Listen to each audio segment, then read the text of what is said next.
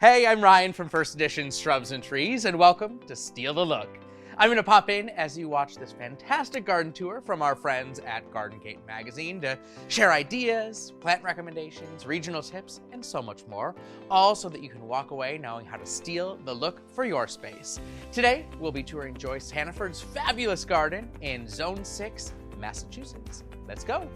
Hey everybody, I'm here today with Joyce Hannaford in her beautiful garden in Massachusetts.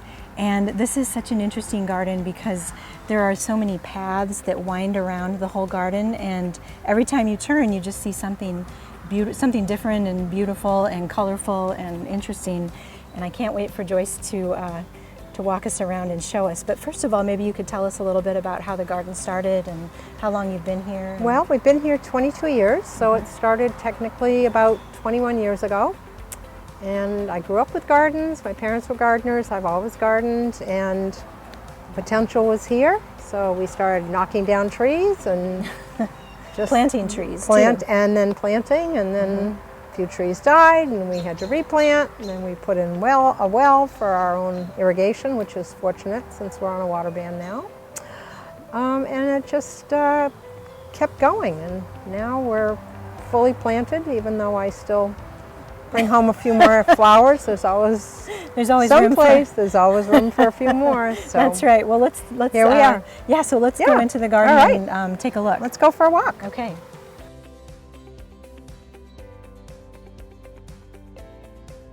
So here we are coming up the path by the garage, and I love this path. It's this brick, the way it curves. Little serpentine shape.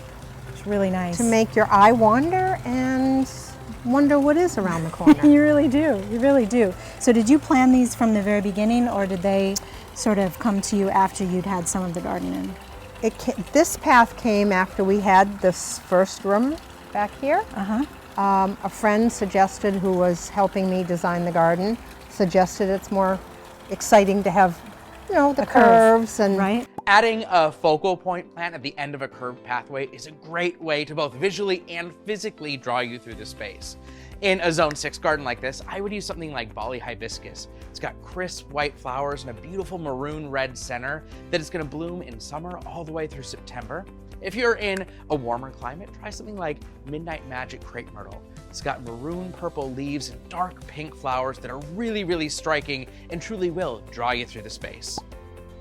And so forth, leading to the first patio.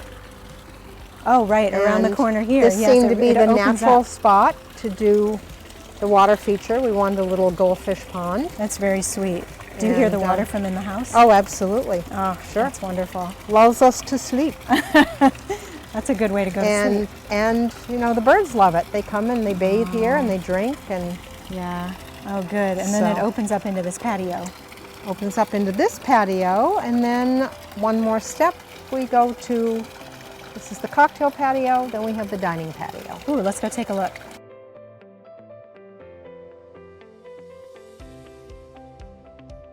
So here we are on the cocktail patio. This is really beautiful, all the textures in this kind of shady little secluded spot. Nicely secluded, yes. It is, I love it.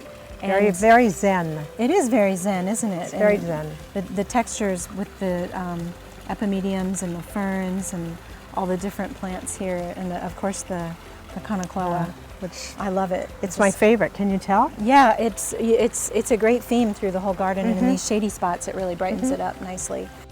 You don't always need flowers to create an interesting garden space. Plants with unique texture or colored leaves can add a lot of interest without the blooms. Matcha Ball Ashleaf Spirea has really interesting fern-like foliage that emerges early in spring, starting off with peach tones and then maturing to a fresh green color. If you want to add some ornamental grass texture to make your late season garden extra festive, Blackhawk's Big Blue Stem is one of my favorites. Its near black bladed foliage has purple seed heads that rise above it and shine in the fall. A couple of plants that do have flowers but are especially amazing because of their leaves are Opening Day Viburnum with incredible corrugated leaves with Cabernet fall color, and Jetstream Oak Leaf Hydrangea with those deeply lobed leaves that add texture all season and vibrant orange-red fall color. So tell me about the tree stumps here. So we planted these original to the property in 2000.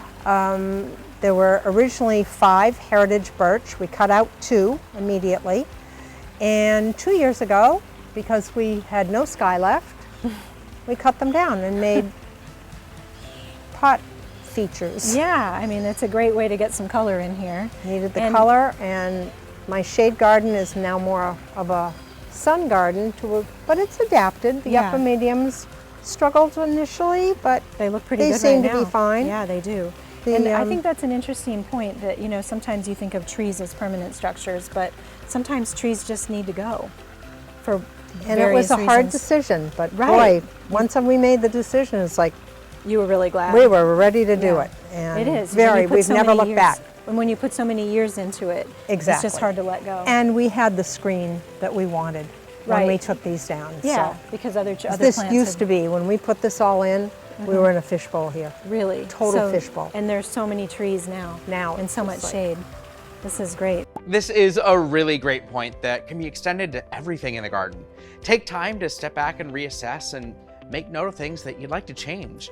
And if that includes removing one shrub to replace it with one that fits better in the space, or maybe has a feature that you like more, that's okay. Gardening is an ongoing process, and sometimes you change things up a little bit. Well, so now we're headed up into the dining patio, is that right? Dining I love the patio way these drape over the with edges. the water feature. This water feature is really, really unique. I've never seen anything It was like designed just for this space. Oh, wow. More than likely, they haven't built another one. It was a fun project. And It's really, really nice. we And so- watch, especially the cardinals, will sit up on the lip and then they'll come down and yeah. literally take a bath It has in that just- little water. It has just the right amount of fall, Yep. and the depth up there is just is And really there's a nice. little float valve in there, so we Okay. have makeup water going in there whenever it's necessary. Oh, that makes sense. You know, when it gets windy, the water really surges out and this away. all gets wet. Oh. And then it automatically turns on and fills it up again. Oh, that's smart. If you have a water feature in your yard like Joyce does, make sure that you plant something that'll be okay with a little extra water, as it's common for wind to move it around. If you've got an area in your landscape that takes a little while to dry out, choose plants that will thrive in that space. If you've got a little extra room, plant a tree like Matador Maple. If you want to add shrubs, things like Neon Burst Dogwood or Iceberg Alley Sage Leaf Willow are fantastic. If you want to add a little texture or color with perennials, use Iris, Ligularia, or Joe Pye weed. And the So- trees behind it are The just silver Japanese they're just white perfect. pine has a nice, almost a blue stone does. feel to it. It does. It fits just perfectly. So, I would like to dine out here sometimes. This seems like a good spot to be. there you go. I can go cook right now.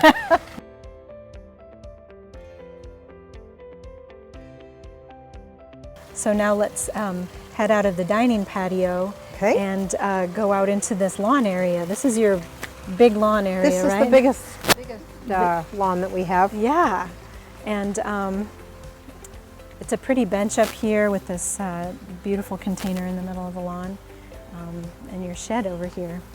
We built this shed actually. Oh, okay. Charlie and I did with a friend of ours, and it has a real shake roof Oh, because we built it to match this house okay, because we can't match our house, and that had a shake roof years ago. So we Okay. did the real. and this real is shake roof. and this is closer to their house than your house. Exactly. Everybody thinks it belongs to them, and they also think this land belongs to them. because it's kind It's of in their ours. front yard. So, right. all Well, good.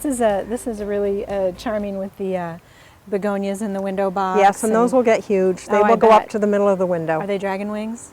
Yes. Yeah. Yep. And then all these different textures Yes. and colors going on in here. I love your The glass bottle. So fun. It's an popping old up. whiskey wine cask, Ugh, actually. really interesting, poking up out of the ferns. That's And really pretty.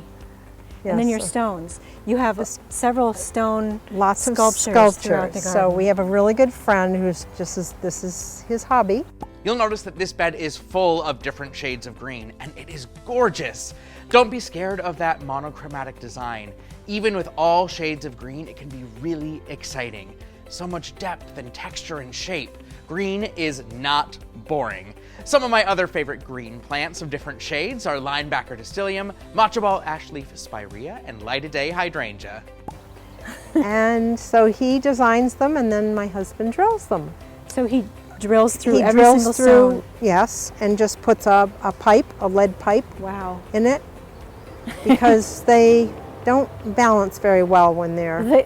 They This look guy's like, even leaning a little bit. they look but like they defy gravity. yes, they certainly And do. they're stones you've collected Yes, over on travels all and over. things that have meaning to you. That's really, really nice. So this is one of the many shade gardens. Very pretty. I love these tricolors. The tricolor beech, I think, are probably my favorite tree in the yard. I love that tricolor beech as it provides a dominant color to this space. If you also want to use that dominant color idea with a large focal point, use complementary colors in the shrubs and perennials in the understory, as it's a great way to draw the eye up. Repeating that color within the rest of the planting could also add some cohesion to the design. A low-growing shrub like Crimson Fire Fringe Flower would be a great way to add repetition into the garden. They are really beautiful, And- and they're nice because they have this size and structure to them, but they don't just block everything off. Right, they're very open and, Yeah. and lacy. Yeah, I like that. And next to it is a fringe tree that just finished blooming to the left. Right So over here, yeah. a couple of weeks ago, this was all purple and white Ugh, in this area. that's beautiful. But then the hydrangea will pick up its color in probably another couple of weeks. so always something going on. Always here. something blooming. Right. Yes, Color, which color, is- color. Yes. More color is better. Yeah.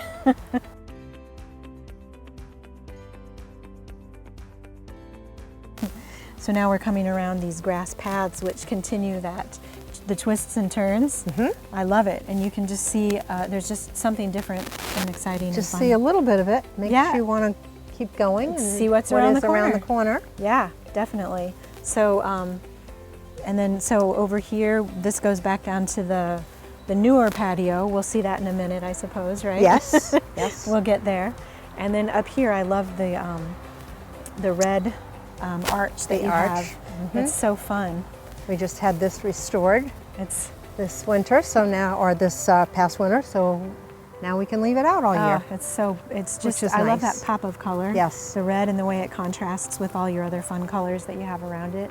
And when these daylilies are blooming, and the lilies, and with the delphiniums, it's just really fun. And it definitely tells you a gardener lives here, right? Yes, absolutely. Okay, you all know how much I enjoy talking about plant pairings, but thinking about how plants work with hardscapes and sculptures and garden art is also a great way to add personality and excitement to the landscape. Joyce's use of her red arch brings vibrancy of color, added height to a lower growing area of plant material, and a smooth texture to contrast against the lush beds underneath.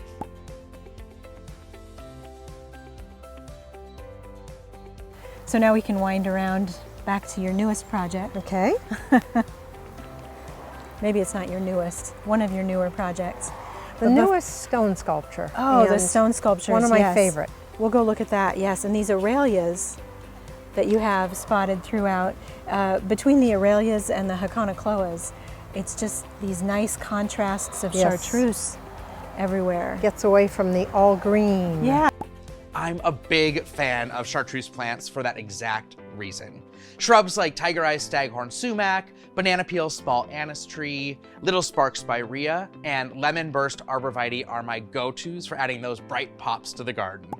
Yeah, it's a So really easy to plant everything just all green. it's amazing what a pop that really adds to the In color our palette. newest, Oh, this is your latest project. The latest stone sculpture I that love it. my husband just finished making. It's a good spot And for it. The with all stone these- was a birthday gift from my friend who helps design them. Oh, nice. So That's really nice. that was a good And it- spot for that. It is a good spot for this because of all the different And it's sort of the textures. entrance, you know, as you come into right the into garden. right into this part of the It's like garden. that hits It's you. it's nice.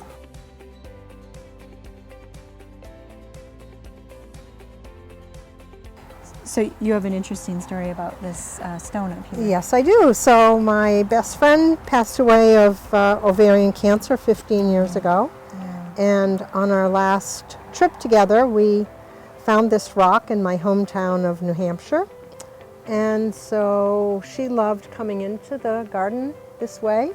So we took the stones that we collected and after she passed away, made this walkway, and I had this engraved. That's really nice. And so we call it Susan's Way. That's really nice.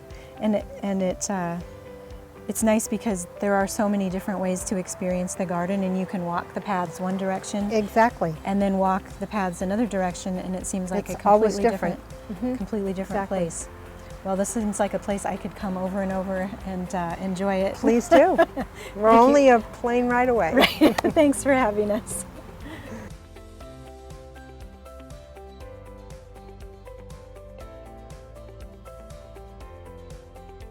And there you have it. Thank you so much to Joyce for welcoming us to her fabulous garden, and to Kristen and the Garden Gate magazine team for leading the tour.